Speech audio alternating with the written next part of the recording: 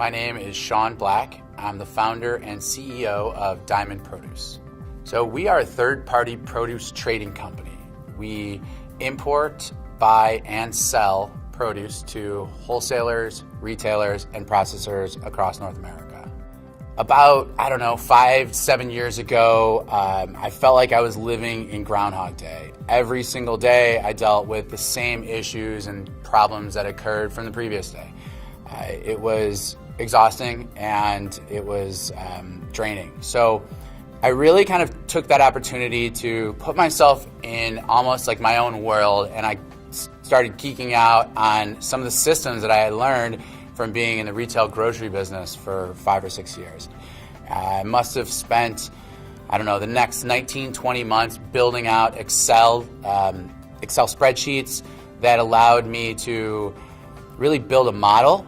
And then in the last year and a half, we've taken that model, which I think we had about 87 different versions of, and we've taken it to the cloud, and we've begun to build applications that are all living on our platform.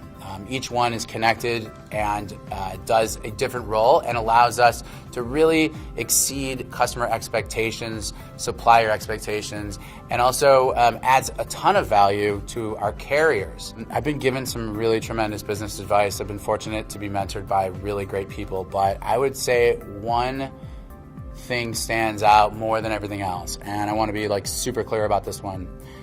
Never let the highs get too high or the lows too low.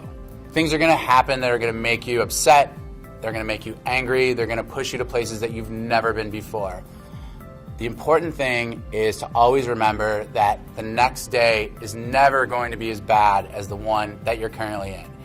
It's super, super important that your team doesn't see you really manifesting in some of these hugely negative things that can come your way as an entrepreneur. Now, conversely, the high's too high, I've seen that too. Somebody starts a business, they get a customer, and they're off to Vegas. It's like party time. It's like, no, don't do that. Things are good today, but it doesn't mean they're going to be good forever. Be prepared for that next bad day, or be prepared for what could happen the next week. We love to celebrate wins, but it's usually a beer or two, and then, it's back to work in an hour or so. So I can't emphasize that enough. It's so important. Just stay even, stay level, and things will really be smoother. We pursue customer service on a relentless basis. It always allows us to stay competitive. In fact, it allows us to be the top at what we do, to be the best of what we do. So many times entrepreneurs find themselves trying to compete solely on price. Price is important, but if you can exceed your customers' expectations on service, you're going to be more likely to retain and grow your current business as well as develop new business. Always exceed customer expectations. Now, that can be challenging because as you scale, you don't get to touch every single relationship all the time.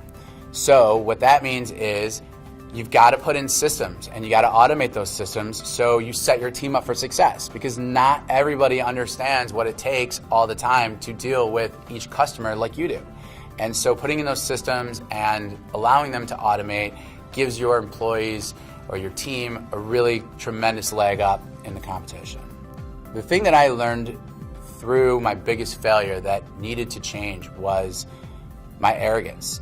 I had this opinion of myself in business that I could accomplish anything, and it was false. It took one of my biggest failures for me to really realize this, and it's pretty easy to realize how much you're failing when you're losing $15,000 or $20,000 a week. But there's a message in this journey, and people ask me all the time, how did I deal with this? And, would I change it if I could? And my answer is always the same. I would not change my entrepreneurial path. At the time, I needed to be humbled. I needed to get my ass kicked, and I needed to learn the hard way. One of the things that I really, truly love about what I do today is mentoring young entrepreneurs. And so many of them come in with such an open mind and such an open heart, and they're really grounded. And those are the ones I really love to teach because they listen and they learn, and I can help them to avoid some of the mistakes that I've made. Now, some come in with the same attitude and perspective that I had, and I usually let those ones go because I realize that much like I did, they need to learn on their own. They need to learn the hard way. They're not going to learn from someone else telling them. So I would say that, the takeaway from this is try to listen to other people that have been there, done that. It'll save you a ton of time, a ton of money, but if you can't or you won't, then hey, keep going. You'll learn the hard way.